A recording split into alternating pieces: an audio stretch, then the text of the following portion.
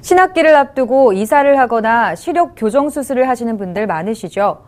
부동산 중개업이나 병원 등 일부 업종은 소비자의 요구가 없어도 의무적으로 현금 영수증을 발급해야 하는데요. 현금 영수증 발급 의무화 제도와 미발급 신고 방법에 대해 진달래 기자가 보도합니다. 국세청은 고소득 전문직 등의 과세표준 양성화를 위해 지난 2010년부터 현금 영수증 발급 의무화 제도를 시행하고 있습니다. 전문직과 병의원 등의 사업자가 현금으로 30만 원 이상 거래하는 경우에는 소비자가 요청하지 않아도 반드시 현금 영수증을 발급해야 합니다. 현금 영수증을 의무적으로 발급해야 하는 업종은 변호사, 회계사, 세무사 등의 전문직과 치과, 한의원, 수의사 등의 의료업, 그 외에 일반 교습학원과 예식장업, 일반 유흥주점업 등이 해당됩니다. 소비자가 발급을 원하지 않거나 인적사항 등을 확인하기 어려운 경우에는 국세청 지정 코드로 현금 영수증을 자진 발급해야 합니다. 현금 영수증 발급 의무를 위반한 경우에는 미발급 금액의 50%가 과태료로 부과되며 신고자에게는 미발급 금액의 20%를 포상금으로 지급합니다. 현금 영수증 발급 의무 위반 신고는 현금 지급일로부터 5년 이내에 서면이나 인터넷으로 신고할 수 있으며 계약서 등 거래 증빙을 첨부하여 현금 영수증 홈페이지 내 고소득 전문직 현금 영수증 미발급란에서 신고하시면 됩니다.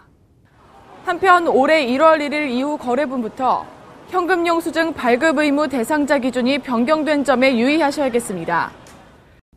기존에는 현금 영수증 가맹점으로 가입한 경우에만 과태료를 부과했지만 올해부터는 현금 영수증 가맹점에 가입하지 않더라도 현금 영수증을 의무 발급하지 않으면 과태료를 부과하도록 개정되었습니다. 또한 국세청은 스마트폰으로 현금 영수증을 발급받거나 발급 거부 신고서와 거래 증명 등을 작성해 전송하는 서비스를 제공하고 있습니다.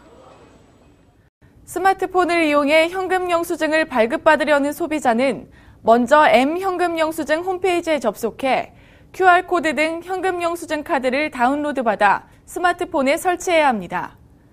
이렇게 다운로드받은 모바일 현금 영수증 카드 앱을 실행하고 단말기 패드나 리더기에 QR코드 등을 접촉하면 현금 영수증을 발급받을 수 있습니다.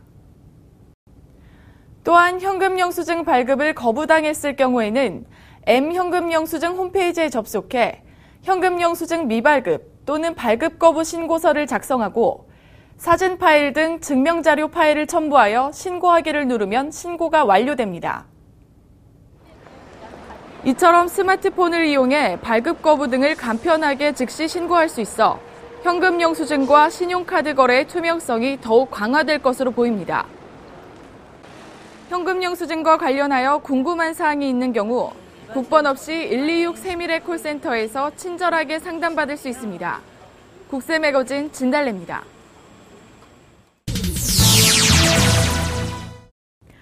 연말정산 환급액 덕분에 2월은 그 어느 때보다 월급날이 기대되는 달인데요. 그런데 연말정산에서 빠뜨린 소득공제가 있다면 어떻게 해야 할까요? 연말정산을 마쳤는데 누락된 소득공제 자료가 있다면 근로자는 자료를 보완해서 회사에 제출해 추가로 소득공제를 받을 수 있습니다. 하지만 회사가 이미 연말정산을 마감했다면 5월 종합소득세 신고기간에 홈택스를 통해 확정신고를 다시 하면 됩니다.